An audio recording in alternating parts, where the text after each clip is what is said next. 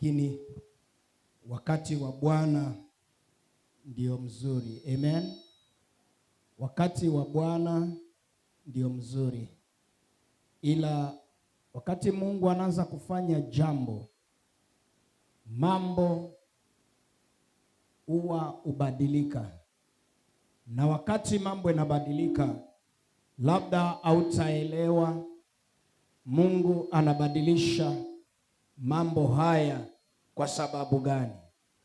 Ila kwa sasa process ya Mungu si kama ya mwanadamu.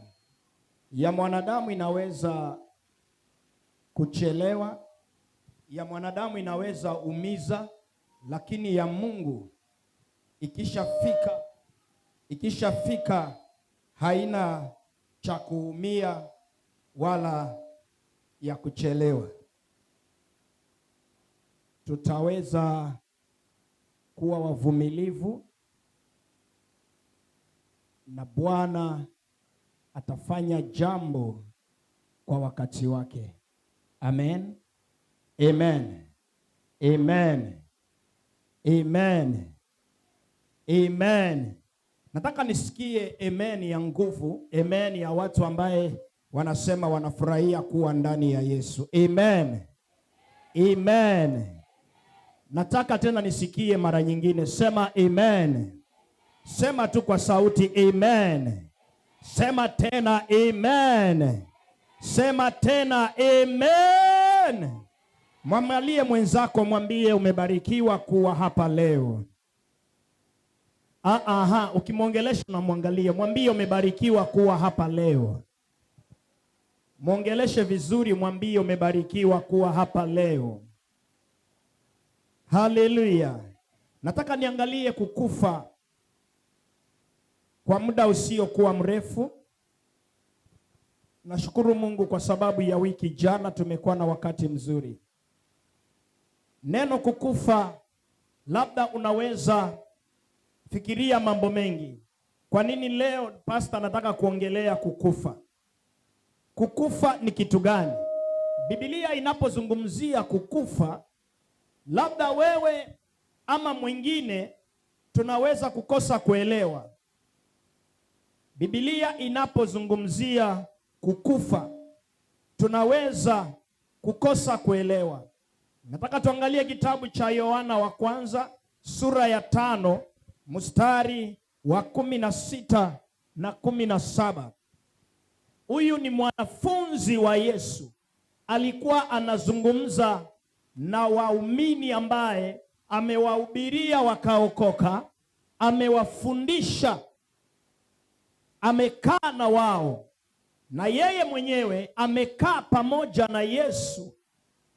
Na hivyo basi anaambia wanafunzi, nataka tu tuzungumze leo kidogo juu ya neno kifo.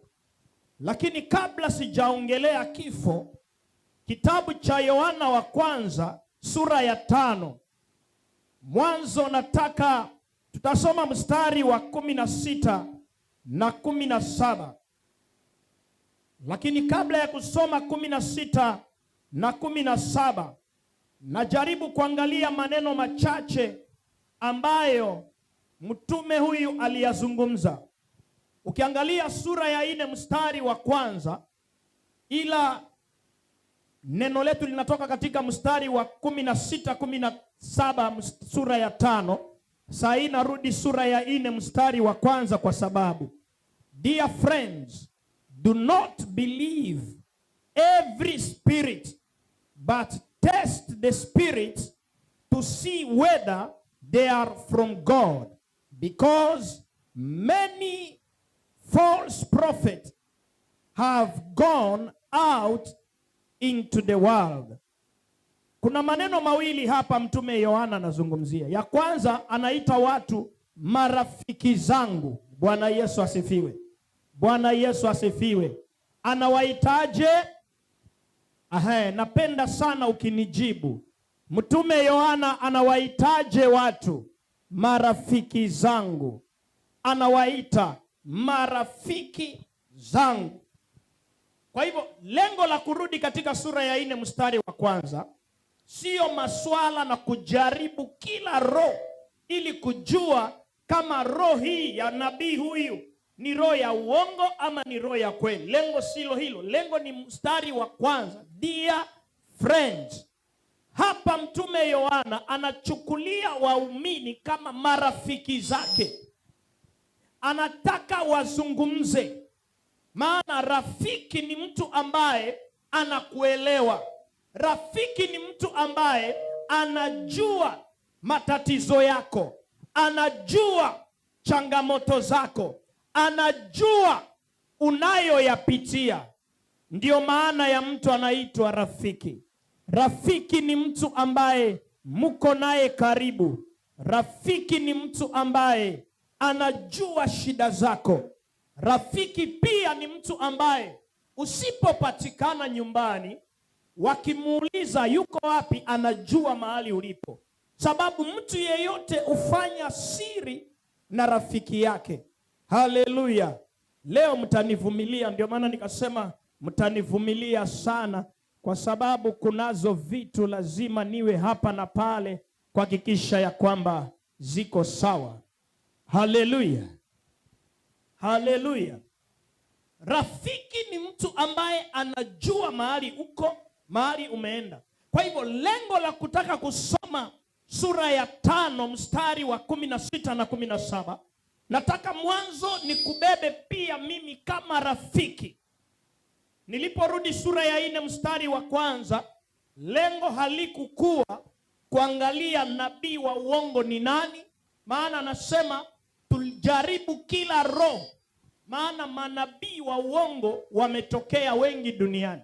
Sasa mimi sitaki kwenda kuchunguza roho ya nabii. Nataka neno rafiki.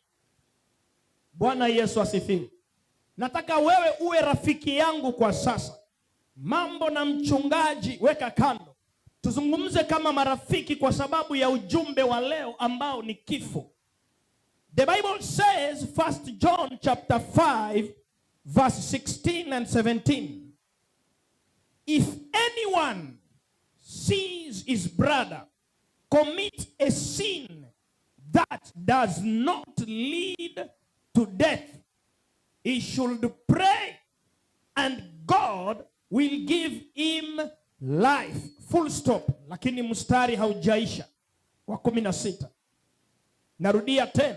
If anyone sees his brother, na mimi naongeza or his sister, commit a sin that does not lead to death, he should pray and God will give him or her life.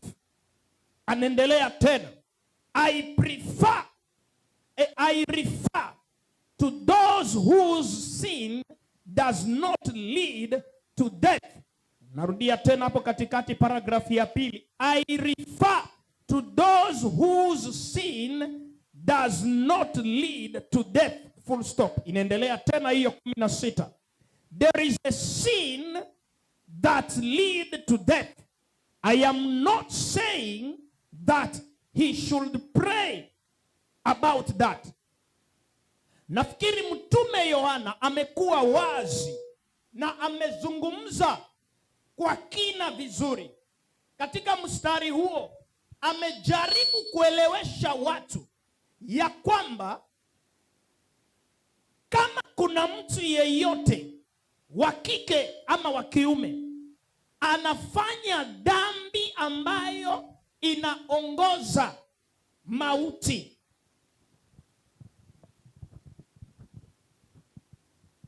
anafanya dhambi ambayo inaongoza mauti.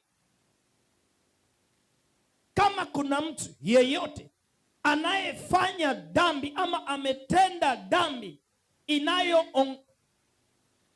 ambayo haiongozi mtu kwa mauti, unaweza kumwombea yule mtu. Bwana Yesu asifiwe. Mtu yeyote anayefanya dhambi isiyoongoza mautini, unaweza kuiombea hiyo dhambi. Alafu anaendelea na baadaye ukimwombea ule mtu atapata uzima. Anaendelea, I refer to those whose sin does not lead to death. There is a sin that leads to death. I am not saying that he should pray about that. If anyone sees his brother commit a sin that does not lead to death, he should pray and God will give him life. Mara kadhaa nimekuwa nikiwafunza juu ya dhambi. Haleluya. Nimekuwa nikiwafunza juu ya nini? Dhambi. Na hapa Mtume Yohana anajaribu kutofautisha dhambi ya mauti na dhambi isiyo ya mauti. Hebu geukia mwenzako mwambie, unajua dhambi ya mauti ni gani? Na ndio sababu mimi naongelea juu ya ujumbe unaoitwa kifo, death, mauti. Na hapa anasema kuna dhambi isiyoleta mauti na kuna dhambi inayoleta mauti. Na yeye haongelei dhambi ambayo inaleta mauti, anaongelea dhambi ambayo haileti mauti. Dhambi isiyoleta mauti ndio inaweza ombewa. Ukitenda ile dhambi isiyoleta mauti, nitakuombea na nikikuombea utapona. Angalia vizuri maneno haya. Nikikuombea wakati unafanya dhambi isiyoleta mauti, utapata uzima. That's the word which has been used here. He should pray and God will give him life. So kuna uzima ama uponyaji na kuna mauti. Lakini dhambi ni mbili. Siku moja niliwafunza what is sin. Dhambi ni nini? Sikupenda nyinyi muwe na mawazo ya kwamba dhambi ni kuiba, dhambi ni kuzini, dhambi ni kudanganya, dhambi ni masengenyo. Kulingana na Biblia, kuna dhambi ambayo Mungu hataki mtu afanye.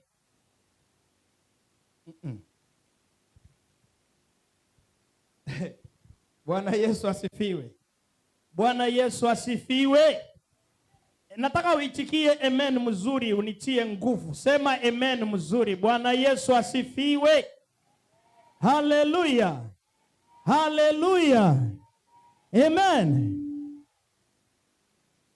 Dhambi ambayo mwandishi huyu anazungumzia hapa ni dhambi ambayo haileti mauti. Lakini kuna dhambi inaleta mauti. Na tutaangalia leo haya mauti ni nini, kifo ni nini. Dhambi sio kuiba, dhambi sio kuzini. Unajua hivi mtu anaweza kushangaa, pastor anaongelea nini? Ati kuzini sio dhambi kivipi? Maana Biblia inasema kuna dhambi inaleta mauti na kuna dhambi isiyoleta mauti. Sasa hizi dhambi mbili ni gani? Maana sio maneno yangu, ni neno la Mungu linasema. Mauti ni nini? Ndio maana ujumbe wa leo, mauti ni nini? Dhambi ni dhambi, lakini mauti ni nini? Kwa hivyo kuna dhambi inayoleta mauti na kuna dhambi haileti mauti. Sasa kama dhambi isiyoleta mauti ni dhambi ya namna gani? Na dhambi inayoleta mauti ni dhambi ya namna gani? Ndio tutajifunza leo. Jambo la kwanza, dhambi ni nini? Dhambi, neno dhambi kwa lugha nyingine ya Kiswahili ni makosa. Hebu nisaidie, sema makosa. Sema tu kwa sauti, makosa. Makosa ndio dhambi. Ama lugha nyingine ya Kiswahili, dhambi ni nini? Dhambi ni kuvuka mpaka. Unavuka nini? Mpaka. Mpaka ni nini? Mpaka ni kizuizi. Mpaka ni mwisho wa kitu ambacho unafanya. Unaambiwa hapa ndio mwisho. Ukizidisha hiyo mwisho inaitwa dhambi. Pia lugha nyingine inaitwa makosa. Haya, la pili, dhambi ni nini? Dhambi ni kufanya kile umeambiwa usifanye. Sijasema usizini, sijasema usidanganye.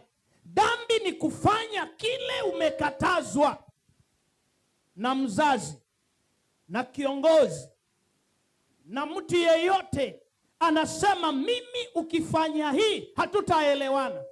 Hiyo ndio dhambi. Unapofanya chochote ambacho umekatazwa kufanya, ukikifanya niyo nini? Nataka niende namna hiyo. Najua mimi naongea leo na marafiki zangu. Bwana Yesu asifiwe. Sababu mtume anasema dear friends, anazungumza na marafiki. Anasema dhambi inayoleta mauti na dhambi isiyoleta mauti, inayoombewa na mtu akasamehewa na akaponywa, ni ile dhambi isiyoleta mauti. Haleluya. Now, chochote ambacho umeambiwa usifanye na mtu yeyote, anaweza kuwa rafiki yako, lakini amekwambia usifanye. Ukifanya inaitwa dhambi. Lugha nyingine inaitwa makosa. Lugha nyingine inaitwa kuvuka mpaka. Bwana Yesu asifiwe. Kuvuka mpaka, makosa, yote haya ni nini? Ni dhambi. Umeambiwa usifanye, wewe ukafanya. Kwa sababu yoyote, unaweza fanya kitu kwa sababu unasikia namna fulani. Kuna vile unasikia. Mfano wa chakula. Umeambiwa usikule na mzazi, na ameweka chakula pale, anasema najua uko na njaa, lakini usifanye nini? Ukikula ni dhambi. Usipokula uko sawa. Number 3. Dhambi ni nini? Dhambi ni kufanya kile ambacho umeambiwa usifanye. Sijui kama unanipata vizuri. Nimesema dhambi ni kufanya kile umekatazwa. Na pili, dhambi ni kufanya kile ambacho uliambiwa usifanye. Umeambiwa usifanye, wewe ukafanya, ni dhambi. Umeambiwa fanya, ukakataa kufanya, ni dhambi. Sijui kama hapo tunaelewana. Ukianza kukorogeka, inua mkono juu, maana tunaongea na marafiki. Bwana Yesu asifiwe. Ukiambiwa fanya, ukatae kufanya, ni nini? Ukiambiwa ufanye na wewe umekataa kufanya nini? Kufanya, hiyo ni dhambi. Ukiambiwa usifanye, wewe ukafanya, inaitwa bado nini? Ambia mwenzako kaa makini. Hebu mgeukie mwenzako, mwambie kaa alert. Maana kuna vitu kikosa hapa utakuwa hujapata chochote leo ukitoka hapa. Mambo mawili nataka ushike. Ukiambiwa fanya, ukose kufanya, ni dhambi. Umeambiwa wewe umekosa kufanya kwa sababu yoyote ile, hiyo ni dhambi. Ukiambiwa usifanye, wewe ukafanya kwa sababu yoyote ile, ni nini? Ni dhambi. Chochote kile uliambiwa, hata kama ni kizuri, lakini umeambiwa usifanye, wewe ukifanya sababu ni kizuri, ni dhambi. Sababu umekatazwa, wewe ukafanya. Lugha ya mwisho kuhusu dhambi. Dhambi ni kwenda kinyume ya kile ambacho uliambiwa usifanye ama ufanye. Usifanye ama ufanye, unaenda kinyume, hiyo ni dhambi. Kinyume inaweza kuwa umefanya, kinyume inaweza kuwa haukufanya. Itategemea na swali. Usifanye, kwa hivyo usifanye. Fanya, fanya. Halo? Fanya, fanya. Usifanye, usifanye. Hiyo ndio utakuwa sawa. Lakini fanya, ukakataa kufanya, umekosea. Usifanye, ukafanya, umekosea. Hiyo ni dhambi. Hiyo ndio dhambi. Wacha kung'ang'ana. Dhambi ni kufanya. Kwa hivyo unapoelewa maana ya dhambi ni nini, usifanye na wewe ukasema sitafanya, hiyo ndio sawa. Fanya, wewe unasema na mimi sitafanya, umekosea. Sasa utaanza kubeba neno la Mungu. Chukua neno la Mungu, kaa nalo namna hii kifuani mwako. Unaposoma neno la Mungu, mahali umesoma, umeambiwa usifanye nini. Kile Biblia umesoma imesema usifanye, usifanye. Hata kama una haja ya kufanya, we usifanye. Sababu neno la Mungu limesema usifanye nini? Sio mchungaji, neno la Mungu limesema jambo hili usifanye, we ukafanye. Kwa mfano, neno la Mungu linasema msioane na watu ambaye hawana imani moja na nyinyi. Usiolewe na mwanaume ambaye haamini Mungu naye muamini, haabudu Mungu naye muabudu. Nao nasema sasa, Mungu, mimi naanza kuchapa. Hii ni miaka sasa inaanza kwenda 40 na sijaolewa. Sasa na nimepata jamaa anaitwa Abdul. Na Abdul anasema ana shida na imani yangu. Si uniruhusu tu. Sababu yoyote ile utaleta, neno linasema usiolewe na mtu ambaye si wa imani ya. Mungu anapokataa ana sababu. Sababu ni gani?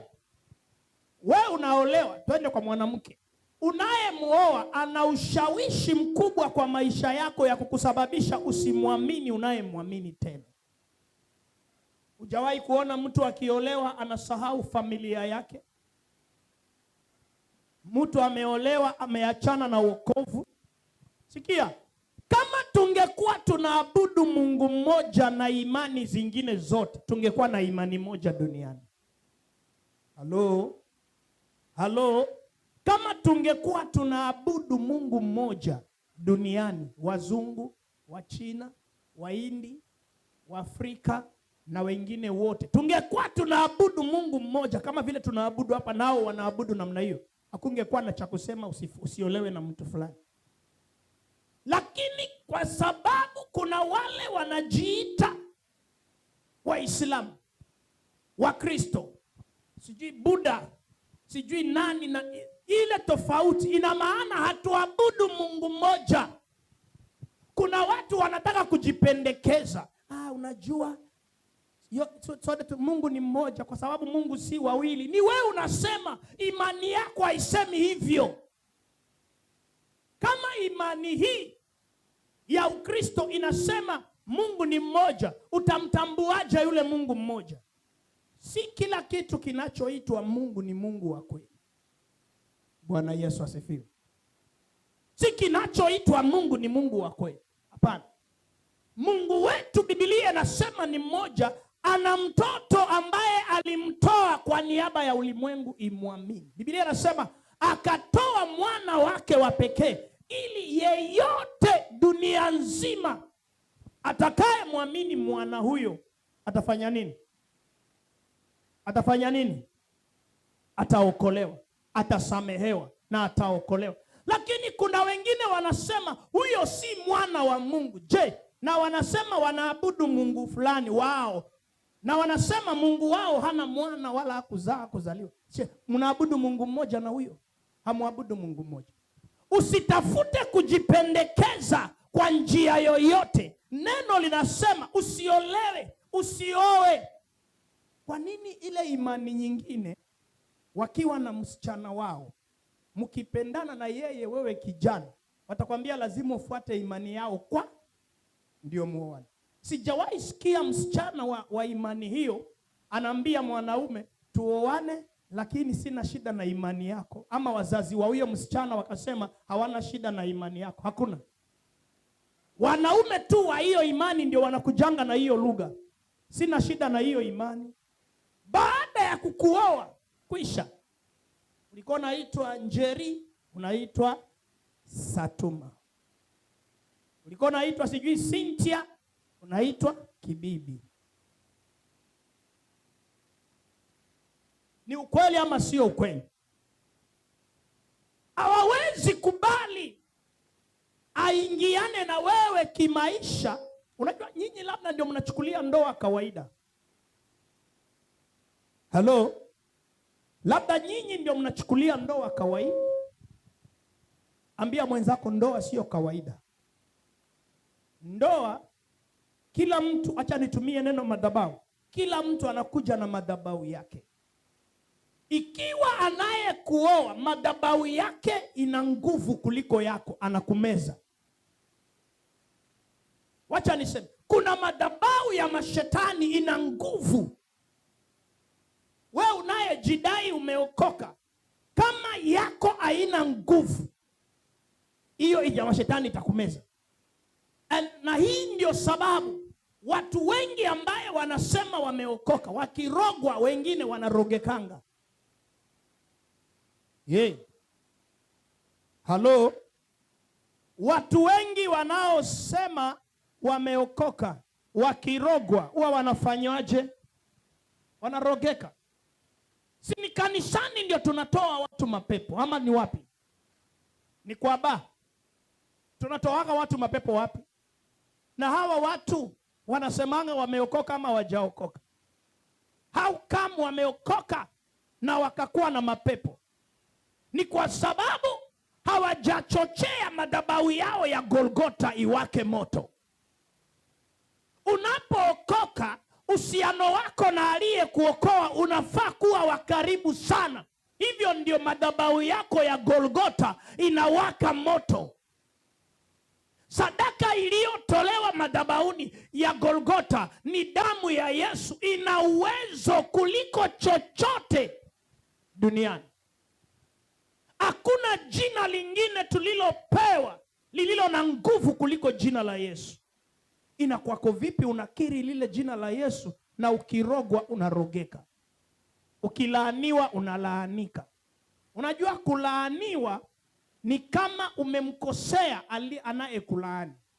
Ukimkosea, sikia maneno haya, kukosa.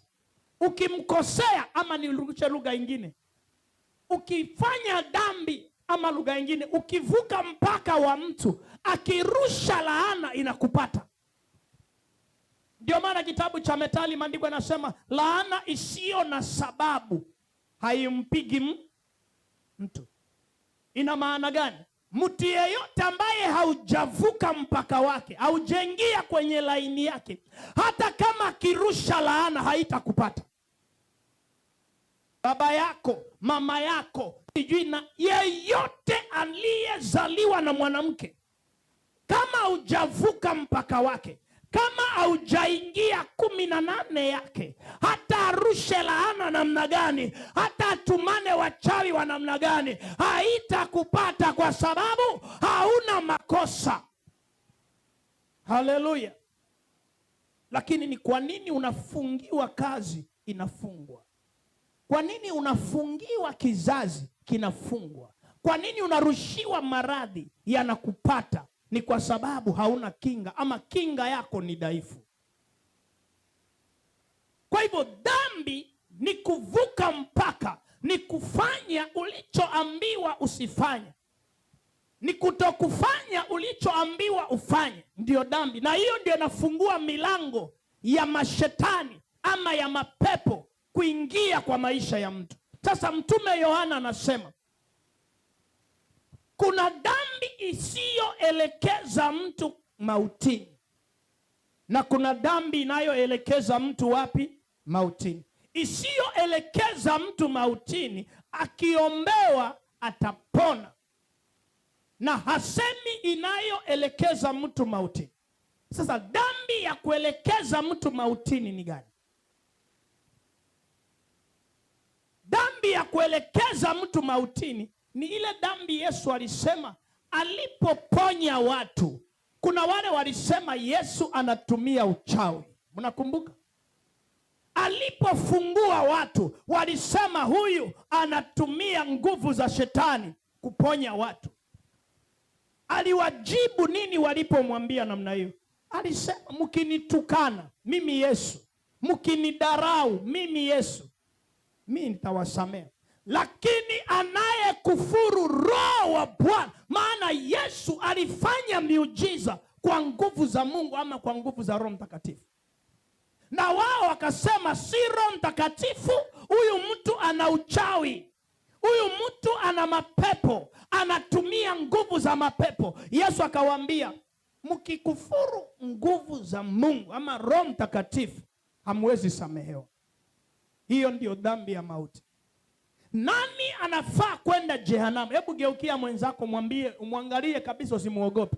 Mwambie, kati ya wewe na mimi nani anafaa kwenda jehanamu? Aha. Hebu mwangalie jirani, hata kama mko watatu, mwangaliane vunjika shingo. Muulize, kati ya wewe na mimi nani anafaa kwenda jehanamu? Najua hamtapata jibu lile mimi nataka kusikia. Ni jibu gani mimi nataka kusikia? Ni jibu gani mimi nataka kusikia? Sio wewe. Hiyo si mimi. Ukiambia mwenzako kati ya wewe na mimi nani anafaa kwenda jehanamu, sijui wewe. Hiyo mimi sitaki kusikia. Kile mimi nataka kusikia ni jibu ya kwamba nimeokoka. Hiyo ndio jibu. Hebu geukia mwenzako, mwambie, kati yako na mimi nani anafaa kwenda jehanamu? Sema nimeokoka. Hiyo ndio majibu mpatie mwenzako. Hebu mgeukie tena, mwambie, kati yako na mimi nani anafaa kwenda jehanamu? Anakujibu namna gani? Wewe umuulize alafu ujibu na yeye ajibu. Twende, kati yako na mimi nani anafaa kwenda jehanamu? Hiyo ndio jibu. Inamaanisha nini? Inamaanisha anayeenda jehanamu ni mtu ambaye hajaokoka. Mtu yeyote ambaye hajaokoka, hajamkubali Yesu kuwa Bwana na Mwokozi wa maisha yake, huyo ni candidate wa jehanamu. Bwana Yesu asifiwe. Huyo ni candidate wa wapi? Wa jehanamu. Sababu maandiko yanasema wanaokubali kumpokea Yesu tayari hawatahukumiwa, wamevuka katika hukumu ya mauti na kuingia katika uzima. Yeyote aliyeokoka, maana yake alimpokea Yesu na kumfanya Bwana na Mwokozi wa maisha yake. Huyo ni candidate wa mbinguni. Akitembea tayari anatembea na uzima wa milele. Ukiwa na uzima wa milele, hakuna ataweza uondoa kuwekea mauti. Wewe hautaenda kuzimu. Haleluya. Hebu mstari wa 17, Yohana anasema, all wrong doing is sin, chochote kisicho cha haki ni dhambi. Hajasema kuiba, hajasema kuzini. Unajua baadhi yenu nyinyi mliopo hapa kanisani ni wanafiki wabaya sana. Baadhi yenu nyinyi mliopo hapa kanisani, na kila mtu aliyeko kanisani leo Jumapili popote duniani, almost 70% or 90 liars,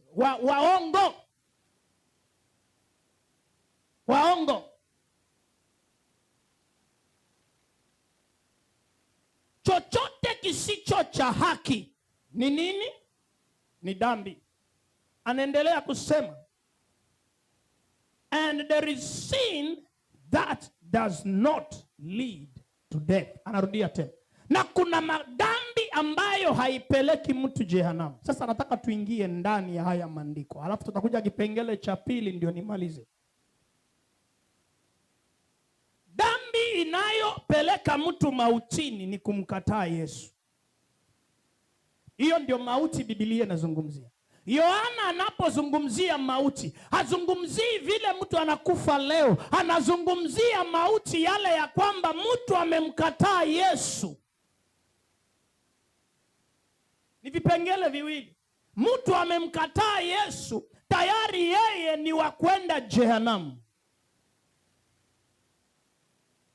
Yesu anasema, turudie nyuma kidogo, kitabu cha Yohana Mtakatifu sura ya 3 mstari wa 17. Tuanzie hapo 17. Yohana Mtakatifu. For God did not send his son into the world to condemn the world, but to save the world through him. That is number 1. Mungu hakumtuma mwanae duniani hahukumu ulimwengu, bali auokoe ulimwengu.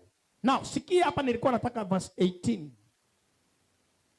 Whoever believes in him is not condemned. Yeyote anayempokea Yesu na kumkubali hata hukumiwa. But whoever does not believe stands condemned already because he has not believed in the name of God's one and only Son. Yeyote ambaye hajamkubali Yesu tayari amekwisha kuhukumiwa. Amehukumiwa. Kwa nini? Mtu ambaye amemkataa Yesu amehukumiwa si kwa sababu ni mwizi. Wale madada wanauza mwili kwa mabaa, mnawaita malaya, hawataenda motoni sababu ya umalaya. Hapana, wataenda motoni sababu ya kumkataa Yesu. Wale majambazi mnaowaita majambazi hawataenda motoni sababu ya ujambazi. Ujambazi, umalaya, ushirikina, masengenyo havipeleki mtu jehanamu. Kinachopeleka mtu jehanamu ni kumkataa Yesu. Hiyo ndio dhambi ya mauti Biblia inazungumzia. Oh. Somebody is not understanding what I'm talking about today. What leads to death is refusal of receiving Jesus Christ as your personal Savior. Na wale wote ambaye hawajamkubali Yesu, hawajamfanya Bwana na Mwokozi wa maisha yao, tayari wamekwisha kuhukumiwa. Wao wakitembea, wanatembea hawana tofauti na wafu. Wao tayari wako mochari. Unaweza kutana na mtu amevaa vizuri, unakutana na mtu amenona vizuri, unakutana na mtu ameweka makeup vizuri, anaweka wigi ya pesa mingi, anavaa nguo za pesa mingi, lakini huyu mtu ni marehemu wa kiroho. Huyu mtu amekufa tayari. Na hapo ndipo tutaelekea kifo ni nini. Ndio maana nikasema ujumbe wa leo ni kifo. Watu wanaishi na magari ya kifahari, manyumba ya kifahari, wana mapesa, wana kila kitu, lakini ni marehemu wote. Na mtu anaweza kuwa anaishi, hana pesa, anateseka, anakula kwa shida, biashara haiendi, amesoma, hana kazi, ni mrembo, haolewi, anapata shida, na huku ameokoka. Huyo ni mzima. Huyo ni mzima. Yeyote ambaye hajaokoka tunamwita devil worshiper. Yeyote ambaye hajaokoka huyo ni marehemu tayari. Yohana 3:18, na yeyote aliyempokea amepita katika mauti, tayari ameingia katika uzima. Ukiwa wewe umeokoka, hata kama kuna uchawi ambayo unasema watakumaliza, ninasema hutamalizwa na uchawi. Hata kama wakienda kwa majini, hata kama wakifufua mizimu, watakurushia uchawi ili wakumalize, hawatakumaliza. Kifo kinatumika kwa mwanadamu, kifo kinatumika kwa biashara, kifo kinatumika kwa ndoa, kifo kinatumika kwa watoto, kwa watu wazima, kwa wazee, kinatumika kwa mashamba, kinatumika kwa gari, kinatumika kwa mavazi mazuri, kinatumika kwa kila jambo. Roho ya kifo ikiwa maishani mwako ni kwa sababu umemkataa Yesu. Yeyote ambaye hajaokoka, kitabu cha Yohana 3:18, maandiko yanasema tayari wamekwisha kuhukumiwa. Wacha kubabaishwa na wale wanaovutia. Kuna mtu anaweza onekana anavutia na mwili wa nje, lakini yeye ni marehemu. Kuna mtu anaweza onekana anaishi maisha mazuri, lakini yeye ni marehemu. Ninasema leo, kama ulikuwa umekufa, lazima utolewe kwa kaburi. Kama ulikuwa umekufa, lazima ufufuliwe leo katika jina la Yesu. Kama ni biashara yako waliua, ninasema leo zitafufuliwa leo kwa jina la Yesu. Kama ni watoto wako walikuwa wameuawa, ninasema leo watafufuliwa kwa jina la Yesu. Kama ni ndoa yako ilikuwa imekufa, ninasema leo itafufuliwa. Chochote ambacho wameua ninasema kitafufuliwa. Mwanadamu ana uwezo wa kuchukua uhai wa mwingine. Anaweza kuuchukua ukiangalia na akachukua uhai wako. Mwanadamu ana nguvu ya kuchukua maisha ya mwingine. Ukimpatia nafasi, anachukua maisha yako. Mwanadamu ana uwezo wa kuchukua ndoa ya mwingine. Ana uwezo wa kuchukua nyota ya mwingine.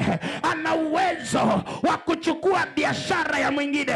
Ana uwezo wa kuchukua amani ya mwingine. Anavichukua namna gani? Anavichukua kiroho. Leo nataka uelewe, maisha unayoyaishi ni ya kiroho. Hakuna maisha ya kimwili. Mwili inatembea, lakini inategemea mambo ya rohoni. Kama katika ulimwengu wa roho tayari umechukuliwa, ninasema utaenda. Yeyote aliyetolewa sadaka kwa madhabahu lazima atauawa, maana kazi ya madhabahu ni kutolewa sadaka. Na mwanadamu anaweza tolewa sadaka kwenye madhabahu ya wachawi, kwenye madhabahu ya waganga. Ndoa inaweza tolewa sadaka, watoto wanaweza tolewa sadaka, biashara inaweza tolewa sadaka, maisha inaweza kutolewa sadaka, afya yako inaweza kutolewa sadaka. Na kama kuna mtu alikuendea kinyume akatoa maisha yako sadaka, ninasema tayari umekwisha. Japokuwa unatembea, lakini umetolewa sadaka. Wale wametolewa sadaka ya kibiashara ni wale ambaye wanafanya kazi, lakini wanalia mapato yao, hawaelewi inaenda vipi. Wale wametolewa sadaka ya ndoa ni wale unaweza kuona dada ni mrembo, ana shepu, ana rangi nzuri, ana kila kitu ya kuvutia mwanaume, lakini hawaolewi, wanachezewa, wanaenda. Kuna watu wengine kazi yao ni kuiba ndoa yako. Anakuja tu kwako, saa zile kuna mwanaume yuko tayari kukuoa, yeye anakuja kukutongoza, anakuchezea na anahakikisha unajulikana kila mahali ya kwamba we ni wa kwake. Kisa na maana katika ulimwengu wa roho yeye ni distraction. Lakini leo ninakutabiria kwa jina la Yesu Kristo, yeyote anayekuja kwako akiwa na nia mbaya, wacha ageuke abaki wa kwako milele.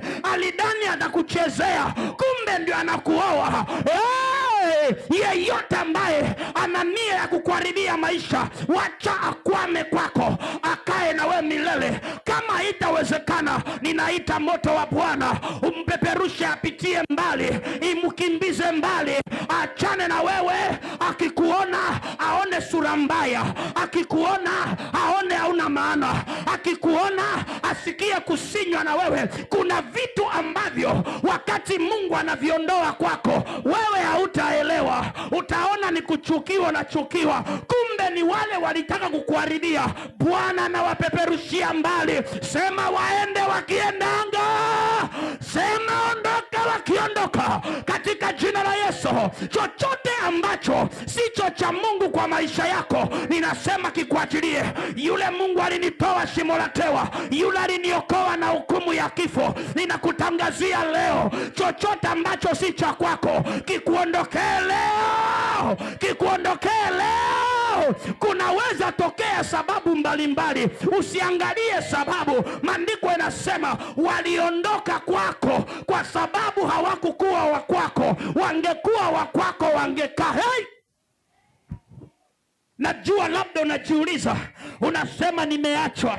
Umeachwa kwa sababu hakukuwa wa kwako. Hata kama alikuzalisha, anaweza kukuzalisha lakini sio wa kwako. Nataka wanawake waliomo hapa waniambie, ukiwekewa mwanaume pale ndani mfungiwe, utashika mimba ama utashika? Hebu muongee, mwache umbea. Ukifungiwa na mwanaume leo kwa chumba, mwanaume wa aina yoyote, hata kama jaoga miaka 3, hata kama mdomo amekaa na miraa ya kupiga kiasi, akikaa na we pale mwambiwe hale go, utashika ama utashika? Kwa hivyo ukishika ile mimba inamaanisha huyo ni mumeo. Ukishika mimba ya mtu inamaanisha ndio mume wako. Kuna wengine waliwazalisha bahati mbaya kwa sababu ya kiherehere yenu ya ugonjwa ule wa kutaka kuolewa, ndio na nyinyi mkaanza kuwahesabu ati alikuwa mume wangu. Hakukuwa mumeo. Angekuwa mumeo angekaa na wewe. Wakati mambo yaliharibika angekuvumilia. Wakati kiliumana angesimama na wewe. Wakikuondokea sio wa kwako, wakiondoka labda ni mapenzi ya Mungu. Wewe hautaki kujielewa ati tangu tuachane mambo yangu haisongi mbele. Ni kwa sababu haujajikubali. Wewe haujajikubali. Hebu leo sema nimesahau yaliyopita, ama tutumie maneno ya Wavinya Ndeti ya kwamba yaliyopita si ndwele. Yaliyopita si ndwele. Angalia leo. Leo naonekana ukiwa peke yako. Simama imara na Bwana ana uwezo wa kufufua kilichokufa, atakifufua tena. Ninasema unastahili mazuri, unastahili mema, unastahili furaha, unastahili amani. Hata kama unakula mara moja kwa siku, hebu simama na useme inanitosha katika jina la Yesu. Maandiko yanasema ninatosheka katika Bwana, chochote nilicho nacho kinanitosha. Nikikula mara moja Yesu ni Bwana, nikilala na njaa hiyo ni saumu, nimefunga sio njaa. Sema katika jina la Yesu, mwaka huu kabla umalizike utapigiwa makofi, utafurahia, utashangilia, maana Bwana anakupenda. Yeyote ambaye ameenda kwa waganga akatoa watoto wako sadaka, ninasema hiyo sadaka inaenda kudunda kwa jina la Yesu. Nyota ya watoto wako lazima usimame useme I recover now my children's destiny. I recover them by fire, by force, by fire, by force, katika jina la Yesu. Maandiko yaliposema ufalme wa Mungu unachukuliwa na wenye nguvu, lazima ung'ang'ane useme haijalishi niko na shida, Yesu ataweza kuwa shida yangu katika jina la Yesu. Listen to me church. Yeyote ambaye ametolewa sadaka lazima auawe. Kama unaenda kwa madhabahu una sadaka umeiandaa tayari, imepigwa muhuri. Maana maandiko yanasema Bwana anajua kilichoko ndani ya roho yako. Kabla hujaomba yeye analeta majibu tayari. Kwa hivyo chochote ambacho kimetolewa kama sadaka, iwe kwa madhabahu ya Mungu, iwe kwa madhabahu ya shetani, ni lazima na ni sharti kiuawe.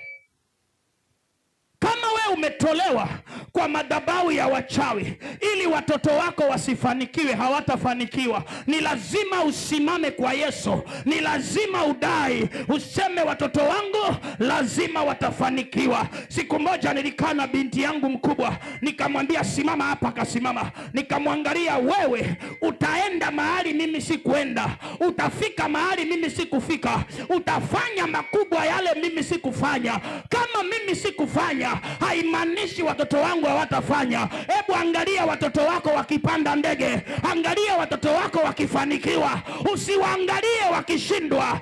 Anza kuangalia wakifanikiwa, anza kuangalia wakipaa. Hakuna mtu akiwa mtoto anajulikana hatima yake. Ni wewe mzazi uanze kuona, unasema huyu wangu atakuwa wa maana, huyu wangu atafika mbali, maana mauti haina uhusiano na maisha yake. Listen to me. Ikiwa umekufa utazaa maiti.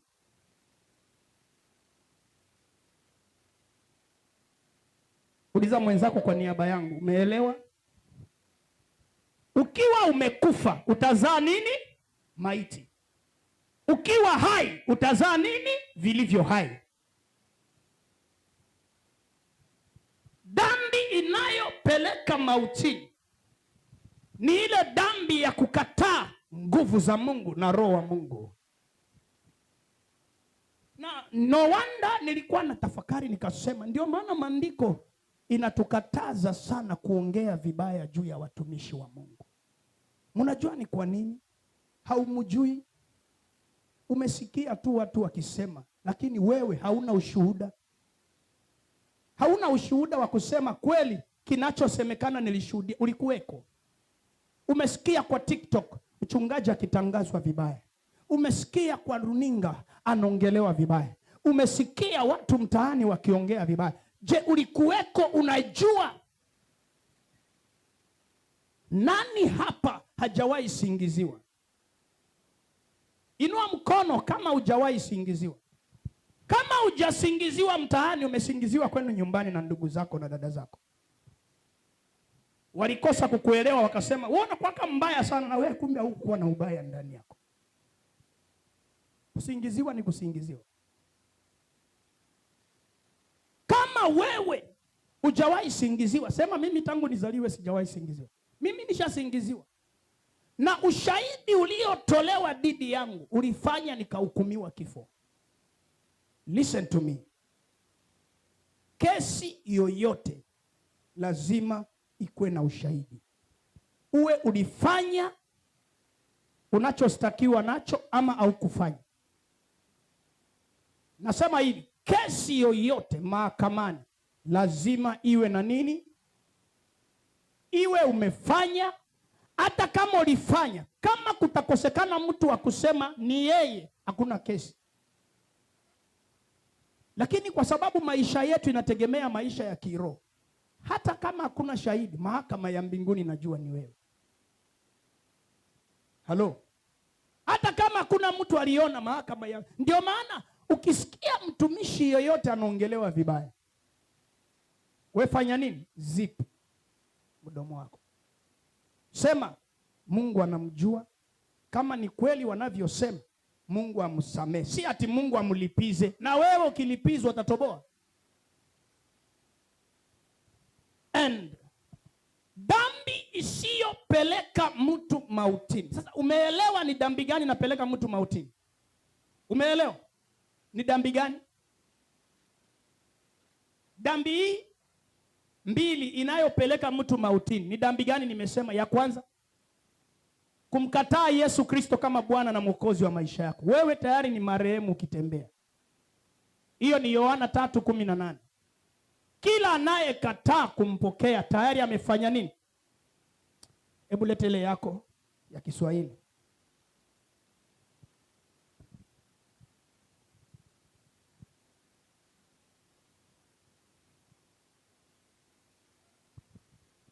Kumi na nane.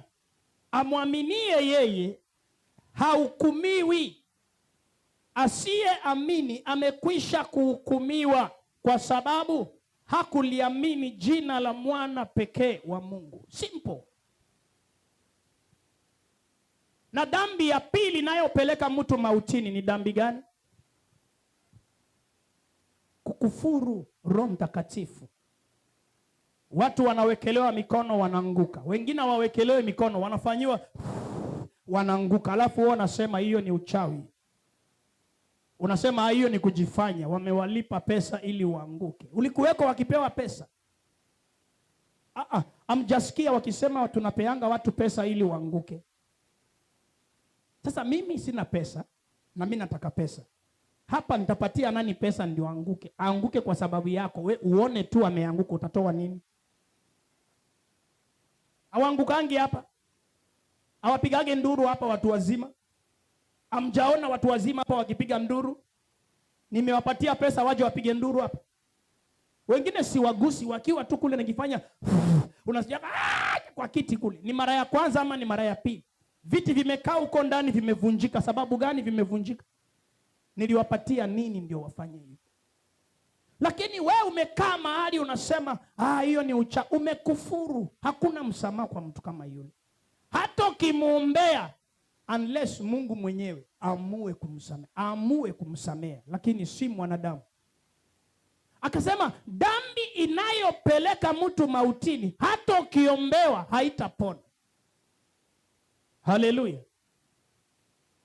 Kwa hivyo dhambi mbili ndio inapeleka mtu mautini: kumkataa Yesu na kumkufuru Roho wa Mungu.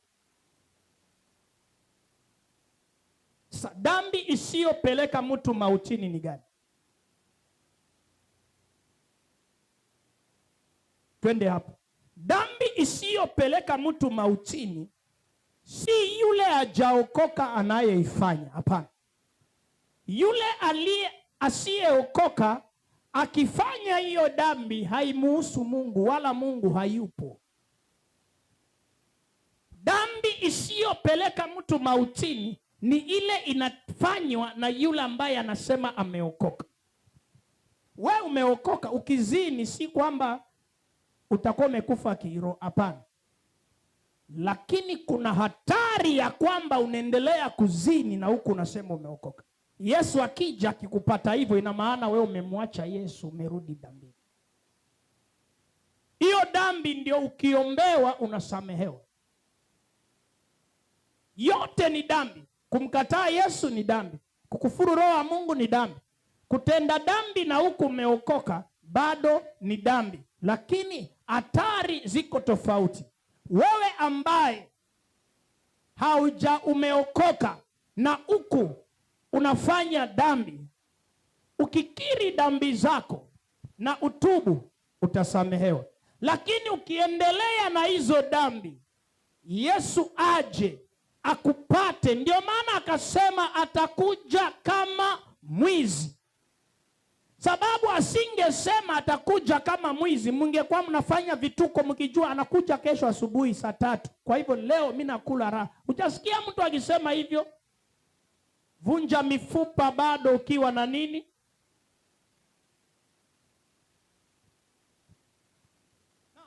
Kitabu cha Waebrania 6 tutaanzia mstari wa 4.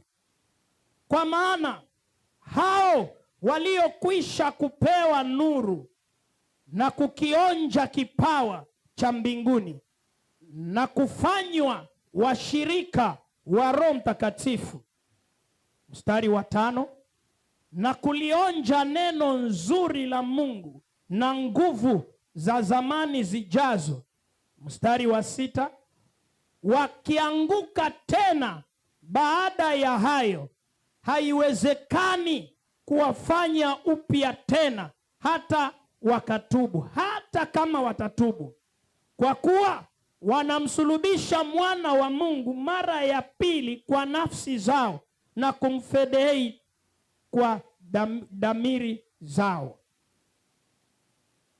Maana mstari wa 7 inatoa sasa mfano. Maana nchi inayoinywa mvua inayoinyeshea mara kwa mara na kuzaa mboga zenye manufaa kwa hao ambao kwa ajili yao yalimwa, ushiriki baraka zitokazo kwa Mungu. 8, bali ikitoa miiba na magugu, ukatiliwa na kuwa karibu na laana, ambayo mwisho wake ni kuteketezwa.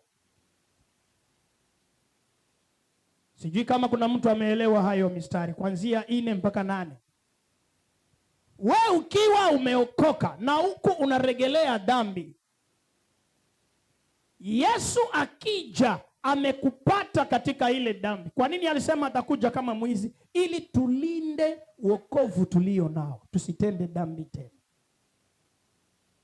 Dhambi isiyo ya mauti ni ile dhambi inafanywa na yule ameokoka.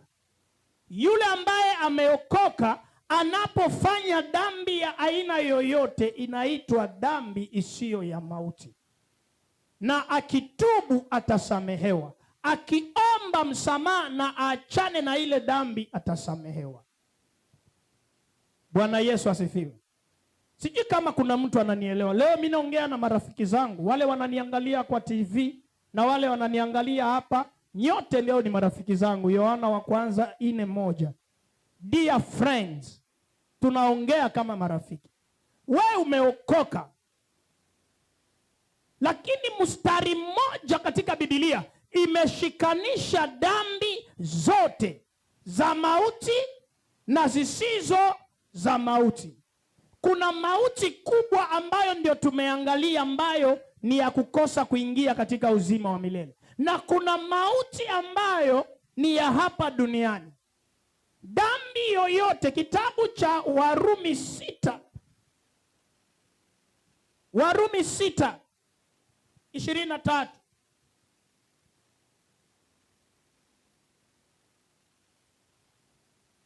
Warumi 6:23. Kwa maana mshahara wa dhambi ni mauti, bali karama ya Mungu ni uzima wa milele katika Kristo Yesu. Haleluya. Dhambi yote inaitwa kwa jina moja gani? Dhambi. Kwa hivyo wewe uliyeokoka, unapofanya dhambi isiyo ya mauti, Yohana alikuwa anazungumzia mauti ya hukumu, na hapa Paulo anazungumzia mauti ya dhambi. Ni kitu gani kinaleta mauti? Ni dhambi. Iwe ni dhambi ya kumkufuru Roho wa Mungu, iwe ni dhambi ya kumkataa Yesu, iwe ni dhambi ya waliookoka bado wanaishi maisha ya dhambi, mshahara wake ni nini? Kifo. Uzima unao, lakini inakutenganisha na Mungu. Dhambi yoyote inayoleta mauti na isiyoleta mauti inakutenganisha na Mungu. Sijui kama tumeelewa. Dhambi yoyote iletayo mauti, isiyoleta mauti, ndio inaleta kitu inaitwa kifo. Kifo kinaletwa na nini? Kinaletwa na dhambi. Hii dhambi inaleta kifo. Kifo ni nini katika maneno ya Biblia? Kifo ni kutenganishwa na Mungu. Huwezi kuwa na Mungu na unaishi maisha ya dhambi. Ukifanya dhambi leo, baadaye unajishtukia, mimi ndio nimefanya hii. Sistahili. Unatubu. Haleluya. Haleluya. Mbona hapo kwa dhambi watu wanakuanga wamenywea, wanakuwa baridi, maanake kuna vitu vinaguswa.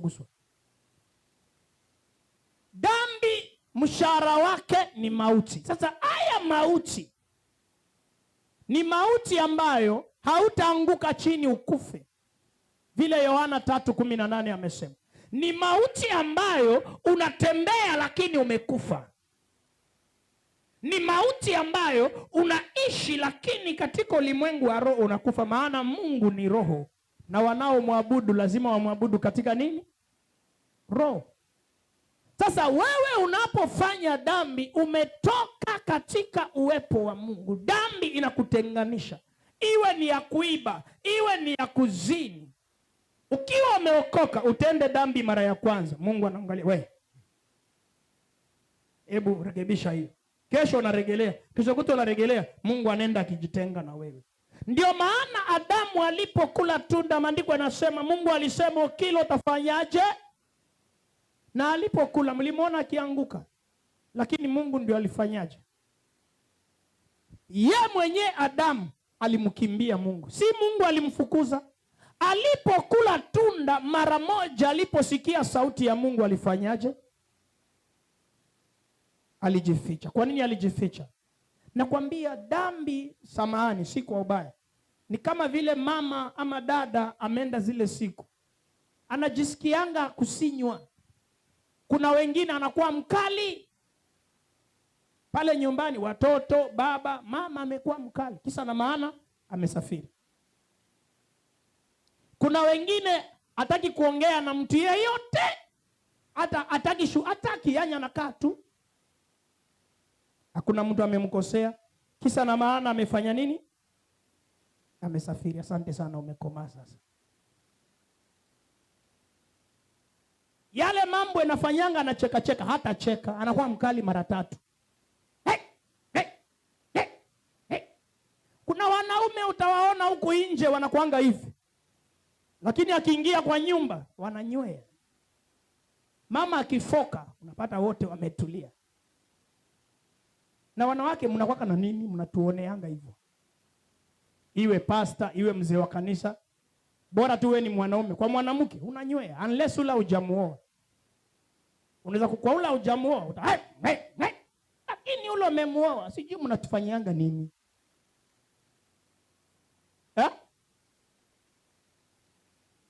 Hata hiyo hekima yenyewe unaitumianga kwa mbali, ni kama sufuria ya moto. Ushigangi hivi mpaka weke kitambaa. Wanaume wote ambao including babako nyumbani, utasikia mama amesema, amekasirika, watoto wanakuja, daddy, mami, wewe achana na mamako kwanza. Hataki maneno, Unaona kwa nini watu wazima ndoa zao zimekaa miaka? Sababu hiyo. Nyinyi mkiangalia mnasema ole Buda amekaliwa. Si kukaliwa. Wanaume wakishaoa kuna wakati inafika hawataki bibi anafoka yego tu hivi. Na ni mzee. Na si kwamba ana nguvu lakini amenywea. Mama ndio anaamua leo kutapikwa nini. Ama kwako nani anamuaga chakula? Baba. Hiyo kicheko tayari nakupatia majibu. Siku moja mtu mwingine alisema kwa mkutano hivi, iko na watu wengi kwa harusi, akasema yeyote ambaye ameonewa na mke wake. Mwanzo alisema wanaume wakae pande hii, wanawake wakae pande hii. Ilikuwa ni mafundisho ya ndoa, wanaume wakakaa pande hii, wanawake wakakaa pande hii. So mkiingia tu kwa mlango Asha na watenganisha, wazee ni huku, wanawake ni huku. Mafundisho ilipoanza akaanza mwalimu, mwanaume ambaye ameonewa, amekaliwa na mke wake apite pande hii. Wanaume karibu wote waliinuka wakapita pande hii, wameonewa. Pakabaki mwanaume mmoja hapo. Watu walishangilia wenyewe kuona mwanaume mmoja ndio amebaki wapi. Lakini mwalimu hakushangilia. Si wanaume wote wanasema wameonewa na wake zao, wamepita pande hii. Maana hiyo inaitwa black and white. Hakuna kuficha. Akafuatwa ule mwanaume akaulizwa, "Mbona wanaume wenzako wote wameonewa wakapita huko? Wewe kwa nini umeketi hapa?" Anasema ana point mke wake pande hii. Ana nini? Aliniambia nisijaribu kuinuka. Sasa huyu ameonewa ama hajaonewa? Yaani wanaume wote ambao wameonewa wapite wapi? Wanaume wote wakainuka wakapita pande hii. Akabaki mwanaume mmoja. Mwalimu akamuuliza, "My brother, wewe uko sawa, gonga mazee. Wewe hujaonewa?" Akasema, anasema hataji kujibu. "Wewe hujaonewa." "Mbona hujapita? Wewe unaonekana, hebu tupatie siri zako. Sababu inaonekana wewe utasaidia hawa wanaume ambao wameonewa. Siri yako ni gani? Mbona wewe hujapita?" Ukasema, "Ameniambia nijaribu kuinuka hapa." "Usijaribu kuinuka hapa." Alikwambiaje? Jicho peke yake alimwangalia kama. Jamaa katulia. Wanaume wote wakaenda, yeye akabaki pale. Kwa hivyo inaonekana wanaume wote tumekaliwa hata babako, si ujifanye hapa ati babako. Babako ni mkali kwa watoto, lakini kwa mama na hiyo ndio inafanya ndoa inafanya nini?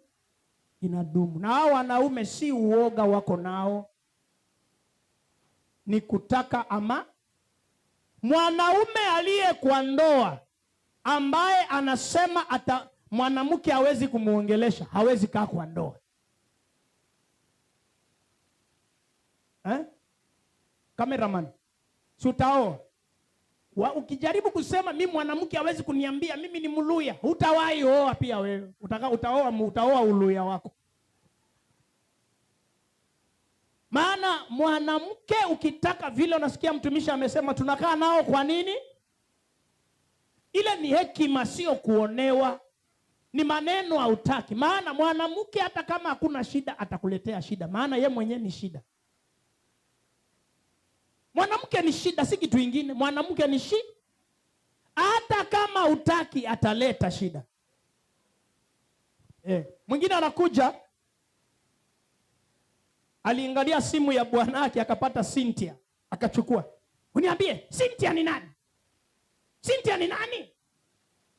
Bwana amenyamaza. "Cynthia unanyamaza." Utafikiria yeye ndio mwanaume. Wanawake ni shida.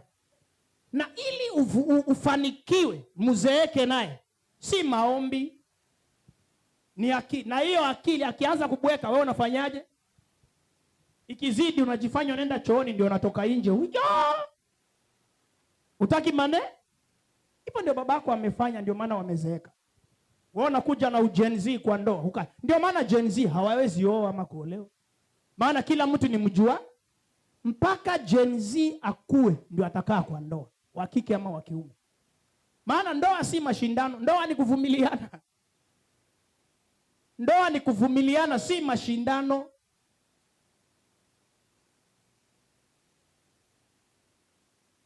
Haya, watu waliokoka alafu wanafanya dhambi, Mungu anawaondokea. Kifo ni kuondokewa na Mungu, maana Mungu ni uhai. Akiwa maishani mwako utakuwa hai, akiwa kwa biashara inakuwa hai, akiwa kwa ndoa inakuwa hai. Sikia vile maandiko yanasema, baadhi yenu mtakuwa mimi bwanangu mimi nampenda, lakini usimpende bwanako, umpendi bwanako. Nyinyi mnachukua majukumu si yenu, ndio maana inakuwa shida. Mwanaume hapendwi. Na kuanzia leo ukitoka hapo usijaribu kumpenda bwanako. Ukimpenda unaleta shida. Mumeo haumpendi, badala ya kumpenda unamtii. Kupenda ni kazi ya mwanaume. Haya, mwanaume ndio aliambia penda mkewa, na mwanamke akaambiwa tii mumewa. Nyinyi mnakataa kutii, mnachukua kupenda. Yaani huko ndio mnajificha. Ndio maana mko na shida, ndio maana wengine hamuolewi. Sababu mnataka kukupenda. Kupenda ni kazi yenu. Mimi nampenda haoni, kwani ni kazi yako kupenda? Na unajipiga kifua ati mimi nimempenda. Wewe kupenda si yako. Kile Mungu anasema ti. Mwanzo nyinyi ambaye ni walokole, ambaye mko hapa mmeokoka, wambea mbaya sana. Amusikii. Pastor niombe, bwanangu asiki, mimi nampenda lakini nani alikwambia umpende? Usimpende, umtii. Unajua ukitii upendo wake ndio unaanza kuonekana. Pastor niombe, mume wangu hata akiwa na pesa ni mgumu kaa nini? Sababu hautii. Anza kutii, zitatoka zenyewe. Hautamuitisha. Hautamuitisha. Wewe pesa yangu ni yangu, pesa ya mwanamke ni ya mwanamke. Hiyo ni uchawi. Ukizipata nenda nazo leo, baby ndio hizi, tutafanyaje? Atakwambia la kufanya. Pastor, ule nikimpatia anaenda kulewa. Acha lewe. Kama kuna pesa ni tamu, ni ya mke wako. Ya mke wako kienda kulewa, ya raha kweli. Leta 10 hapa. Na huna kitu na ya mke wako. Ni tamu. Uchukue pesa ya mke wako alafu gawanye kwa watu. Chukua. Tamu kweli. Sasa pastor, na yake ataleta. Ikiwa we yako naletaka, yake ataleta bila we kumwambia. Hiyo amen ni mbili tu. Na hao wawili wenyewe walioitikia amen wanataka tu ikue hivyo. Bwana Yesu asifiwe. Dhambi ya mauti. Dhambi inayopeleka mtu kwa mauti ni dhambi ambayo mtu anakataa kuokoka, anampinga roho wa Mungu. Kwa hivyo chochote ambacho ni kinyume na mapenzi ya Mungu kinaitwa dhambi. Na hiyo dhambi ndio inatenganisha wewe na uwepo wa Mungu. Mungu akikuondokea kwa ndoa yako, utakuwa na shida kwa hiyo ndoa. Mungu akikuondokea kwa biashara, kutakuwa na shida kwa hiyo biashara. Kwa ndoa Mungu anakuondokeaje? Sababu umefanya dhambi. Dhambi ni gani? Umempenda mume wako. Nyinyi mnafikiria dhambi ya mwanamke kwa ndoa ni kuchiti. Sio kuchiti. Ni kumpenda. Kwani Biblia inasemaje wa Efeso 5:22? Enyi wanawake, wapendeni waume zenu. Hivyo ndio maandiko yanasema? Hapana, inasema watiini waume zenu. Kutii ni tofauti na kupenda. La, by the way, ukitii kwa lugha nyingine unapenda. Lakini Mungu anafunika upendo, anaweka kutii. Ukitaka mume wako akupende, pia kuna vitu vitachangia. Wewe unaweza kuwa unamtii mume wako, lakini unaoga mara moja kwa siku. Mwanamke wewe.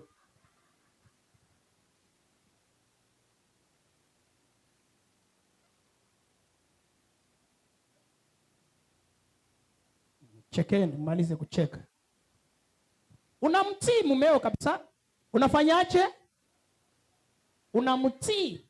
lakini unaoga mara moja, hakukaribii. Maana kale kanani kanapita hapo. Mzee atakuwa akitoka kazi anakaa huko nje, akuje tu time ya kulala. Tena kulala anaanzia sitting room. Anabakisha masaa kama lisali moja, akienda pale ni kidogo tu tayari ashaamka asubuhi mapema. Kisa na maana ni kale kanani kauvu. So ukianza kutii pia unakaa vizuri, unakaa msafi, unakaa mwaminifu.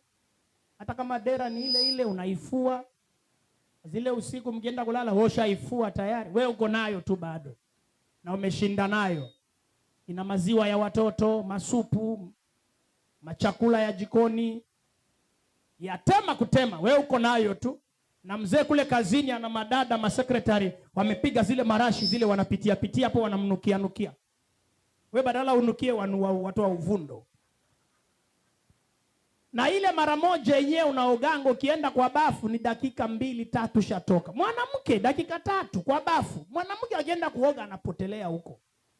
Wewe ukiingia sekunde dakika pia ni kama mtu wa mjengo umetoka tayari kuoga. Mwanamke akienda kuoga anafaa kukatalia huko. So sio kutii peke yake, kuna vigezo vingine lazima viandamane. Unaweza kuwa wewe ni mtiifu lakini mchafu pindukia. Mwanaume ni jasho. Sisi tukitoa jasho hakuna shida.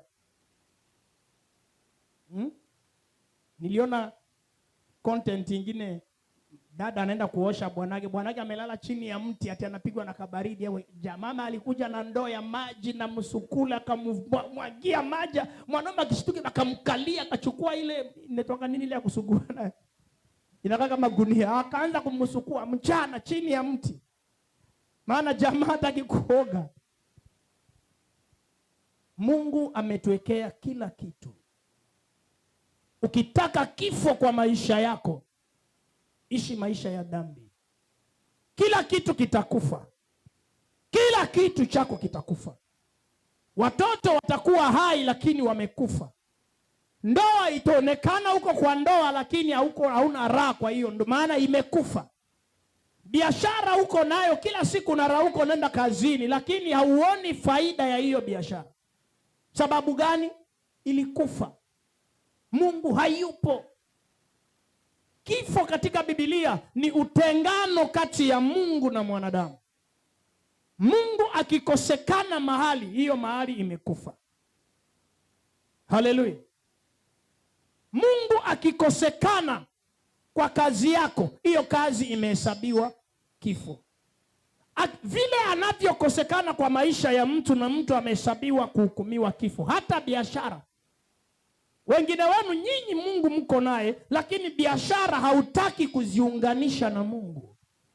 Kazi hautaki kuunganisha na Mungu, ni wewe peke yako. Ndio maana last Sunday tulisema hivi, Musa akamwambia Farao, mimi na watoto wetu na mifugo yetu lazima twende tukamwabudu Bwana.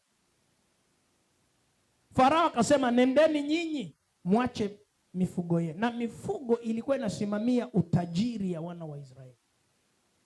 Unaweza kuamua kuokoka lakini shetani amekatalia kwa pesa yako. Niliwashuhudia ule mama Mtaita alikuwa anakaa huko, kunaitwaje huko? Ukipanda huko Kisauni unapanda kule juu. Kule Kazandani Primary School kule mbele kunaitwaje? Si Kazandani Primary School. Huku Kisauni Primary School, ile shule ya huko kienda kule Vikwatani huko mbele. Kuna mama alikuwa anatoka huko anakuja maombi hapa. Siku moja mimi namfanyia deliverance hapa kwa ofisi, pepo ananiambia, mimi siko na yeye. Pepo, mimi siko na yeye. Na uko wapi? Mimi niko nyumbani, nimemwacha, ni kichwa ngumu sana huyu. Pepo ananiambia yeye yuko nyumbani, huyu ni kichwa ngumu. Nikataka kujua ni kwa nini. Pepo ananiambia huyu nilimkataza asije huko, yeye ana lazima akuje, ni kichwa ngumu sana. Kwa hivyo alipokuja mimi nikabaki hapa nyumbani. Hivyo namsubiri nyumbani. Akasema namsubiri nyumbani. Pepo, wewe umekuja kanisani kwa maombi, pepo anakusubiri nyumbani. Nikamwambia, na akija utaingiaje? Akasema nitatumia watoto wake ama bwanake. Umesikia? Pepo ananiambia huyu akitoka kwa maombi, akirudi nyumbani, pepo anamsubiri huko. Na ili amuingie atatumia watoto ama mume wake. Yaani atafanya watoto wafanye kitu fulani tu cha kumkasirisha. Akikasirika tu pepo wanaingia. Pepo haingii kwa maisha yako kwa sababu ametumwa. Anatafutanga mlango.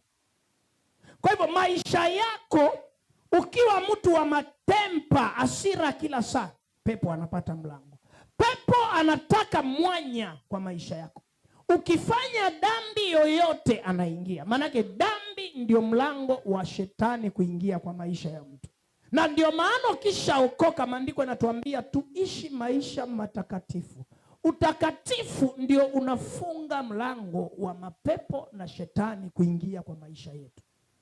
Lakini kama tutaishi maisha ya dhambi, masengenyo wewe hausauliki, umbea hausauliki, uchochezi choyo ni wewe. Yaani kila kitu kiovu wewe uko ndani. Mapepo wanatumianga hizo milango.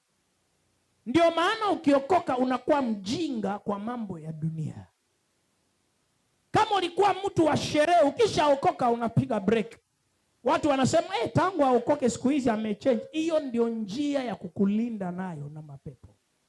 Hata wachawi hawawezi kuja kwako kama unakaa maisha matakatifu. Biblia inasema Ayubu alikuwa amelindwa na Mungu. Shetani akasema ni kwa sababu umembariki. Mungu akasema no, mimi namwamini yule ni wa kwangu.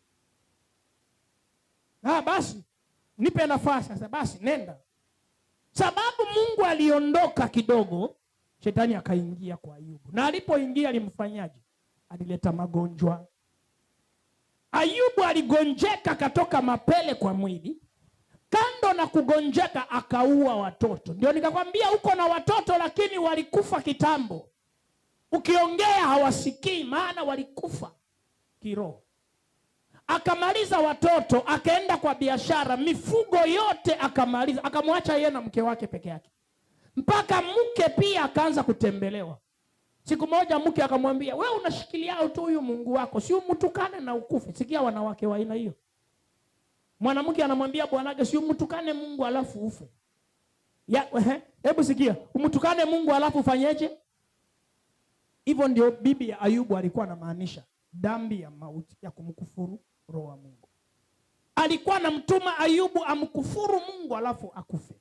Mtukane Mungu na ufe. Naye Ayubu akashtukia akasema, kwani wewe, yaani tukiwa na mazuri Mungu ni mzuri, tukiishiwa ati Mungu ni mbaya. Achana na mimi sitaji kufa bwana. Akastahimili. Ambia mwenzako dhambi inaleta mauti kwa maisha yako. Hata wachawi hawana uwezo kwa maisha yako kama auishi maisha ya dhambi. Ukiishi maisha ya dhambi umepatia wachawi nafasi. Hebu simama kwa miguu yako. Simama tu. Naomba hiyo meza iletwe hapa. Wakati meza ya Bwana inaletwa hapa, nataka tuombee wale wanatutazama kwenye mtandao. Mtazamaji popote unaponitazama, leo tuko na meza ya Bwana. Ningekuomba na wewe mahali unaponisikiliza, unaweza kutumia meza ya Bwana kwa nyumba yako. Kama uko na mkate ama biskuti, weka pale na kikombe ya maji kidogo tu. Nataka nivibariki alafu kaweze kuvitumia na Bwana ataenda kukubariki. Weka kikombe yako ya maji na mkate ulio nao ama biskuti ulio nazo, nitazibariki. Maana maandiko yanasema mtachukua mkate na divai, mtazibariki, nazo zitakuwa ni mwili wangu na damu yangu. Baba, nabariki maji haya iko mbele ya mtu wako anayenitazama. Popote ulioko duniani kote unaponitazama, ninatamka baraka juu ya maji hayo. Viini vyote na magonjwa ninasema vichomeke na moto katika jina la Yesu. Ninatangaza uzima juu ya hayo maji. Ninayageuza kuanzia sasa yakawe ni damu ya Yesu. Ninatangaza mkate huu ikageuke kuwa mwili wa Yesu Kristo. Chochote ambacho ni chakula mtu huyu ameweka kwa meza yake leo, iwe ni chakula, iwe ni mchele, iwe ni ugali, chochote kile, kwa imani ninavigeuza kuwa mwili wako uliovunjika msalabani. Anapovitumia Bwana, wacha karegeshe uzima juu ya mwili wake, afya juu ya mwili wake, magonjwa itoweke, laana ivunjike, roho ya ya mauti itoweke na moto, na apokee uzima kwa jina la Yesu. Ninaibariki kwa jina la Baba na Mwana Roho Mtakatifu, ninaomba na kuamini. Mtazamaji, kabla hujatumia na unajua haujaokoka, nataka tu urudie maombi haya nyuma yangu, na baada ya maombi haya utatumia. We ambaye umeandaa chakula hicho mbele yangu, kabla pia hujatumia, utanivumilia nimalize kwanza na ndugu na dada huyo. Kama hujaokoka, nyosha mkono wako kwa runinga, urudie maombi haya. Sema, Bwana Yesu, mimi ni mwenye dhambi, nimesikia neno lako na kupatia maisha yangu. Kuanzia leo nimeokoka. Shetani, toka maishani mwangu. Mimi ni mwana wa Mungu. Bwana Yesu, ondoa majina yangu kwenye kitabu cha mauti. Andika majina yangu kwenye kitabu cha uzima. Na kwa jina la Baba na la Mwana na Roho Mtakatifu ninaomba na kuamini. Sasa wewe ambaye uliandaa meza ya Bwana hapo nyumbani na huyu tumeomba naye, subiri ni waombee wote alafu muweze kutumia. Baba, katika jina la Yesu, chakula hiki nakiweka mikononi mwako. Wanapokitumia watu hawa, yeyote aliyefuata maagizo haya, ninatangaza uzima katika jina la Yesu. Popote wanaponitazama, pokea uzima kwa jina la Yesu. Pokea ukombozi kwa jina la Yesu. Pokea uponyaji kwa jina la Yesu. Kila magonjwa na laana na mikosi kwa maisha yako, kupitia meza ya Bwana, ninasema pokea uzima katika jina la Yesu Kristo, mwana wa Mungu aliye hai. In Jesus' name I pray. Amen. Tumia kwa jina la Yesu. Na sasa umeokoka, unapotumia, nataka utafute kanisa karibu nawe wanapofundisha neno la kweli, ili ukaweze kushirikiana na wao. Lakini ukiwa katika nchi ya Kenya, katika mji wa Mombasa, unaweza kututafuta hapa Mombasa, tukaweze kuabudu pamoja na Bwana atakubariki. Kuna namba za simu zinapita hapo kwenye runinga yako. Unaweza kutuma sadaka yako hapo, na kama umeamua kunifuata, unaweza kulipa fungu la 10 pia kupitia nambari hiyo ya M-Pesa, na Bwana atakubariki popote ulipo. Nasema roho ya magonjwa sio sehemu yako tena. We ambaye umetumia hii meza ya Bwana, kuanzia leo miguu yako ipate uzima, macho yako ipate afya katika jina la Yesu. Pokea uponyaji, pokea uponyaji. Roho ya magonjwa, kila laana kwa maisha yako, ianze kuchomeka na moto, ianze kuchomeka na moto. Ikuachilie mwili wako, iachilie afya yako katika jina la Yesu Kristo, mwana Mungu aliye hai. Kwa jina la Yesu Kristo ninaomba na kuamini. Amen, amen, amen. You are blessed. You are watching Lubangi Ministries live. Let us meet again next Sunday and God will bless you. Shalom, shalom. Naomba tunyoshe mikono yako unaponitazama wewe uliye hapa, na Bwana atakubariki katika jina la Yesu.